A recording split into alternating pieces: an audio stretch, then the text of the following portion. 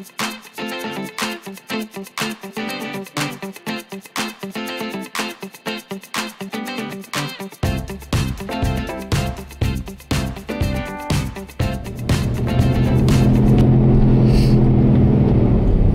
hello everybody, good morning. This is DearMamaSal, and how are my peeps this morning? Carly, it is 3 degrees in Canada. I'm going to leave a little space here because Carly actually is getting very good at converting. That's what she told me, that watching the DearMamaSal videos has helped her learn how to convert. I wonder how close you got, Carly. It's 37 in your language. So now that we have the temperature in both official languages, I have to tell you that most of the snow-capped cars have now gone. In other words, the snow has now melted off the top of most cars. And then most cars, like mine, are left looking dirty. My windows are dirty. The paintwork is dirty. And somebody's going to explain to me why that is. Why does snow make the car dirty? Does it collect that much debris on the way down?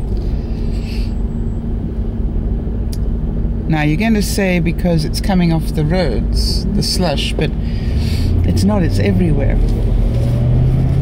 You know, it's on the windshield, it's on the, especially... Anyway, so I'm certain one of you is clever enough to let us all know that. Mind you, I might be the only one in the world that has that question. But I do like to ask it because I found out from experience here on DearMamaSal that sometimes I'm not the only one that wonders that. I'm probably just the only one that talks about wondering about that. So now we've got the really dirty snow mounding up. See, that's what confuses me. Anyway, the really dirty snow is starting to mound up now. And that looks ugly to me. But there's no more snow on the roads, a little bit on the sidewalks, quite a bit on the sidewalks still.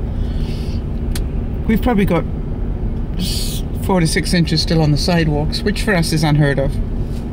So really, really a strange week for us. How you doing? Yep. Just really a great evening. Oh my gosh. You know, it's 2 degrees now, and I've just watched somebody come out of a gym, and she's got a sun top on. I mean, bad enough she's coming out of a gym at this time of the morning, but she's got a sun top on. I mean, it's obviously a workout top, but you know, it's spaghetti straps and stuff. You're going, do you know it's 2 degrees? And by the way, if your body is so warm from your workout, do you think it's a good idea to be walking out into 2 degrees of temperature? I don't think so. Unless you're so super fit that no bugs can get to you. Yeah, probably one of those, right? Like Jamie. Okay, so here we go. It was a great evening for feedback, and I wanted to thank Patty, Carly, and Nana for some great feedback on yesterday's vlog. It was interesting to me because I think between the 3 of them, they hit all the issues on the head. And thank you, because it's, you know, it's okay if I talk about it. It's great if you guys talk about it, because if I talk about it, everybody thinks, okay, well, it's Sal, you know. But if you guys are talking about it, then it becomes a doable, understandable at a different level. So that's why I was so delighted when you guys came up with your stuff. And I love it when we talk about stuff, because we've all got it. Okay, so here we were talking about fear and the excuses we give. And Patty came up with an incredible comment of honesty, I thought. And she said, you know, now that I think about it, I 100% agree with you, because I love to read. And I always make time to read. You know, it's my thing. Can't get her nose out of a book. Now, whether she does it on a Kindle or a book, I'm not quite sure, to be honest, but Kindle type thing, you know what I mean? A tablet type thing. But what she said was she never ever thinks twice about reading. She always has time for that. And then she talked about a friend of hers, and by the way, I really recommend you go back to the YouTube page and read her comments from yesterday, because it was good. And then she said she had a friend of hers who managed to see this in her life, and that's how she made time to exercise. She decided to get a recumbent bike, you know, one of those ones you lie down on, and she watches the news or television, whatever, for half an hour every day, just sitting on her, lying down on her recumbent bike, and just, you know, doing the motions of bicycling, and that has kept her incredibly fit. But obviously she didn't start like that. She just made a decision one day to do it, and then it got to be a habit, and once it became a habit, then now she undoubtedly always has time to do that because it's part of her life. And it's what she wants to do. She wants to make that time, and the reason we know that is because she does it. And so what Patty was saying is that she needs to link in the same way. And I was saying to her, if reading is her bag, if reading is the one thing she'll always make time for, why not link reading as the reward? In other words, maybe at a certain time of the day, if she, let's say if Patty normally reads after dinner, or I think, you know, whatever time it is, that she goes, okay, fine, but before I read, 10 minutes of exercise, so that her 10 minutes of exercise results in her being able to then sit down and read. Now, she was trying to work out whether she could do a recumbent bike and read at the same time. Now, that would be brilliant if you can, and she's going to get herself one of those bikes and find out. Good for her. Now, if you're into music, then that's a no-brainer as well. You know, put the earphones on and go for it. Or if you're into stories, as Patty is, maybe you get books on tape and do that. Now, I'm trying to think what my excuses are these days, and I think I got it pretty well pegged yesterday, which was I come home, I grab the coffee, I sit down, I start the uploading process. Now, what happens is, because of being sick, sorry about that, because of being sick, I've sort of vegging out a bit. In other words, I've started the downloading process from the camera to the computer, and then I start the editing process, and then I finish the editing process, and then I convert to movie, and then I upload, and then I tweak, and then it goes onto YouTube. So that, as you know, is about a 3-4 hour process by the time you've got it all done. But there are these gaps in between, and what I've been doing in the gaps in between, instead of doing something useful, I've been vegging out a bit, you know, answering emails. Last night I was watching Survivor. We got a big office pool on Survivor, so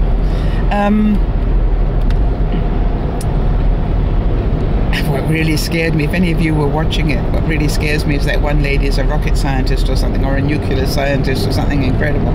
She did not appear to have that brain power.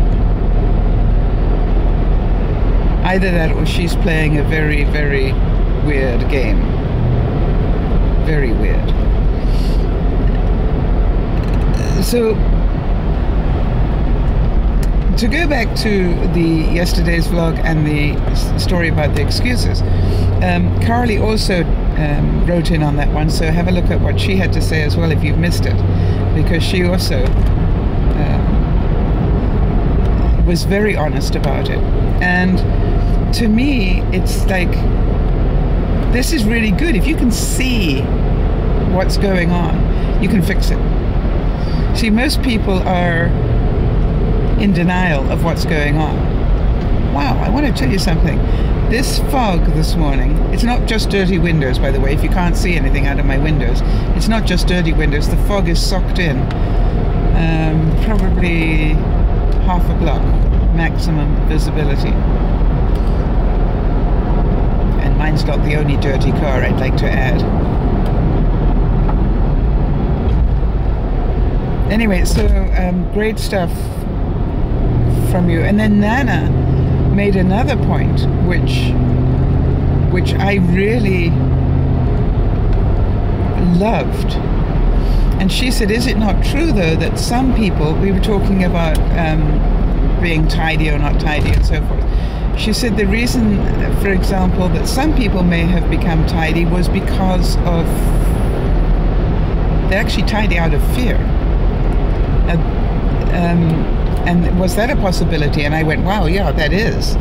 And good for you, Nana. It's a very good thing to add in there, that some of us do good behaviors for terrifying reasons, or originally they were. What if you grew up in a family that said, you know, you don't get to eat until your bed's made in the morning? Let's say you don't get breakfast until your bed is made, or you don't get breakfast until your room's perfectly tidy. I don't want that to be quite as easy as it sounds, but you know, really extreme behaviors like that. Now, most of us hopefully didn't grow up in that environment, but some of us did. Now, I grew up in the opposite one, of course, which was really weird.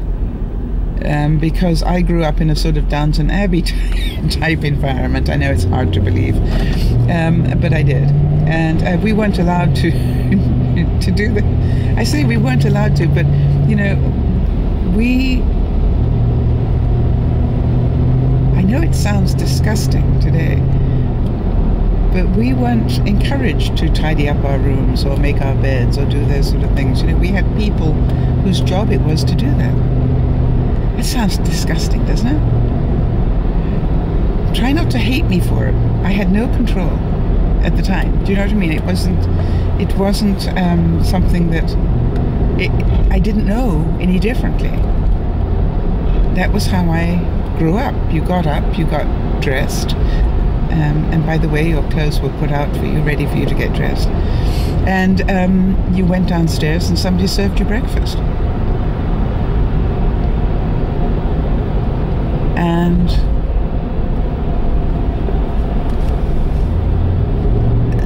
so the opposite of what Nana's talking about, which is, you know, did some of us learn good behaviors for the reason that you'll be punished if you didn't? I mean, severely punished. And I think some people did. And I thought it was a very valid angle that Nana brought in, so thanks, Nana. And that's why I love about having the group, the core group, and because each of us brings different aspects of this into the discussions, and I think when we bring all of them in, it makes it much more understandable and also much more doable. I'm really not, as you know, somebody that says, well, you've got to do this and you've got to do that. I don't think so at all. I think when you're ready, you will do what you want to do. And that's what we're going to go back to, was Patty's point, which is you're not going to do it unless you want to do it. And if you want to do it, you're going to make time. Do any of you remember, I'm sure I've told the story before, about the whole idea of having tickets, you know. It doesn't matter who your hero is in your life, whether it's, you know, a famous actor or actress or or whoever, politician, doesn't really matter, but whoever it is that you really admire. And if you had tickets to go and see this person, or if you had tickets to go and have dinner with them this evening, I'm pretty sure that you would rearrange your life to make time for that. And so what the interesting thing is about life is, what do we consider important enough to rearrange our lives around?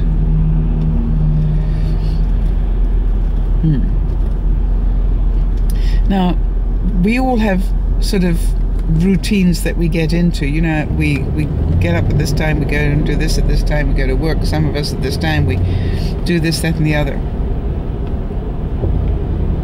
And so you look at it, and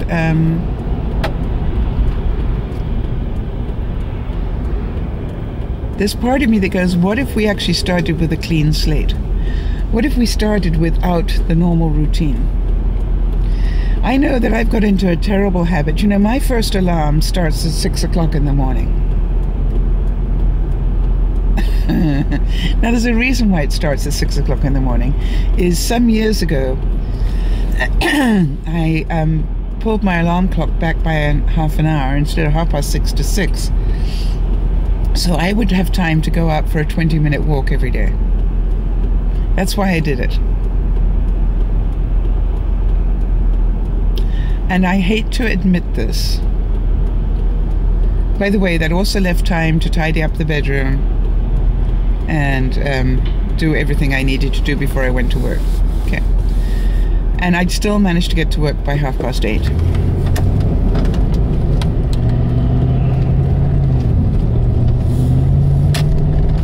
Now, I set the I've got a series of alarms that go off. The alarm still goes off at 6. And that is my hello, it's morning alarm, which I turn off and go back to sleep again. And then another one goes off at 6:15, which says, hello, it's now still morning time, in case you thought it was the weekend. Time to wake up. And another one goes off at 6:30.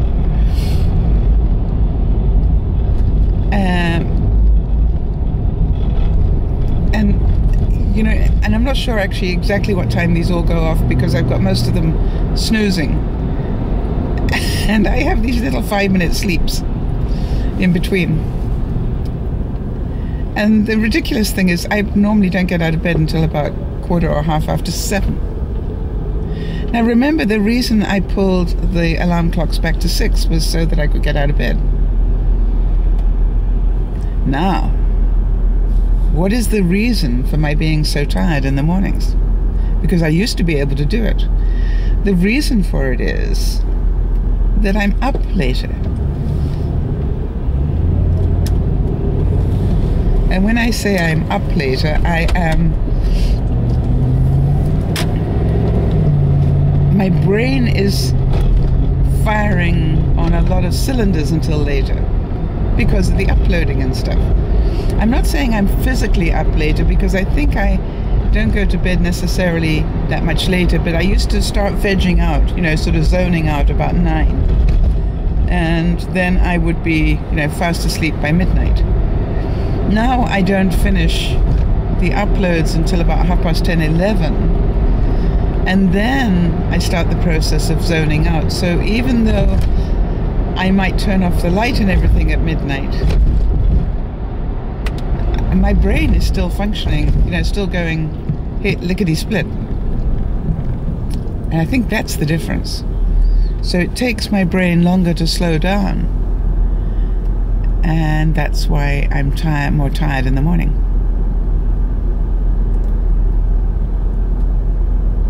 And that's why I love the weekends, because at the weekends, I don't have to get up. So, interesting concept. So get a sense of humor around all of your excuses and ask yourself, do I really want to do this? And did I prove that to myself this week? And I would challenge us all to take one step towards whatever it is we think we want to do. You know, rearrange your day one day, just to demonstrate that you can do it. Now, as we've said, you know, those people who are taking part in the 10-minute challenge, you have learnt that, you know, you can rearrange your day for 10 minutes to do what needs to be done. So even if you can't get it into a daily habit, what I'm saying is, what if you did 10 minutes of exercise every day? Would you be more fit? Of course you would. Now, would you be as fit as Jamie, who's putting in an hour and a half or something? No. But you'd be a lot more fit than you are today because you're doing 10 minutes a day. That's over an hour a week of exercise that you weren't doing before. I'm looking at all these cars that live in garages. It's really noticeable today. You can really see the little dirty grubby cars like mine are the ones that stayed out in the snow. And then there are these pristine white gleaming cars that probably not only have lived in a garage but probably have been through the car wash.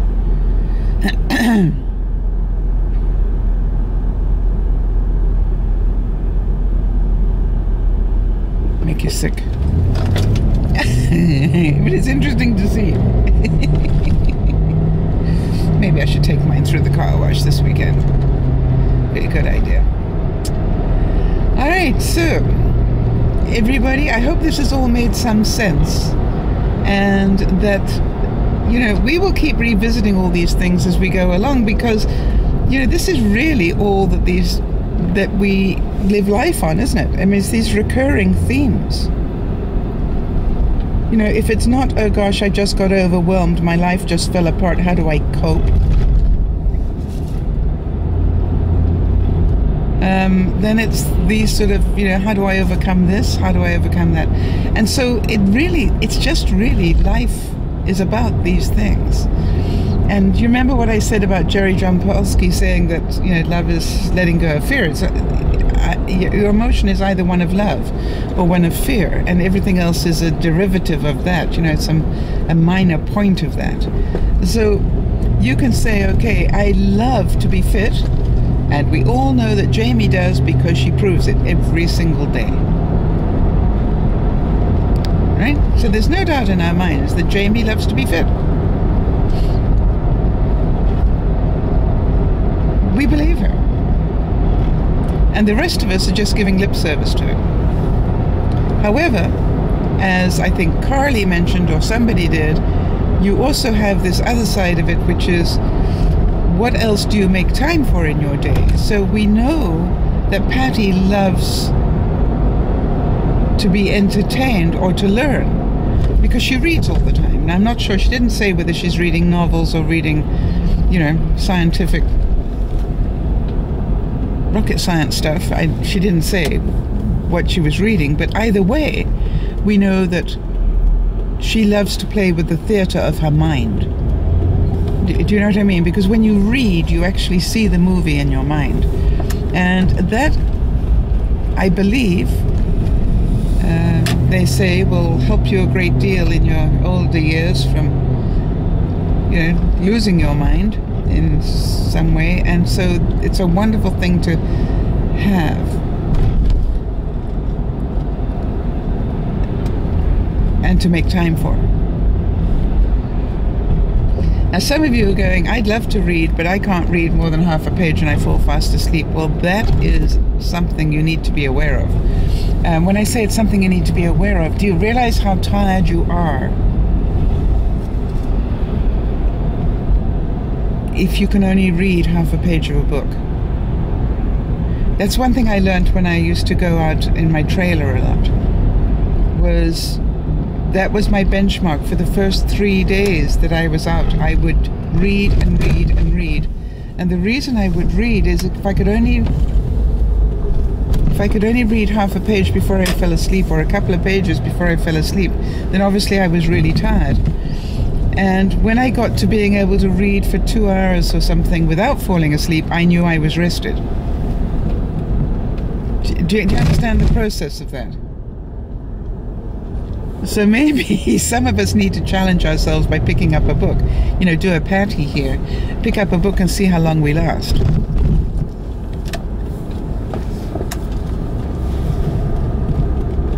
Because I do believe in this day and age that a lot of us are suffering from total exhaustion. And then part of me goes, we don't even know what that word means, but Judy's about to find out. Keep thinking about that poor kid. I mean, however exciting it is to have twins. Twins and Juliana. Wow. I don't know why. That sounds like a very large amount of work to me. Bless her heart. Okay, everybody. So I hope that this made some sense today and that you can at least smile a bit about the excuses that you give. All right, let's overcome some fear and let's get on doing what we want to do. We're getting close to spring, and after that comes summer. All of us want to get some sort of control going before then. This is Dear Mama Sal saying bye for now.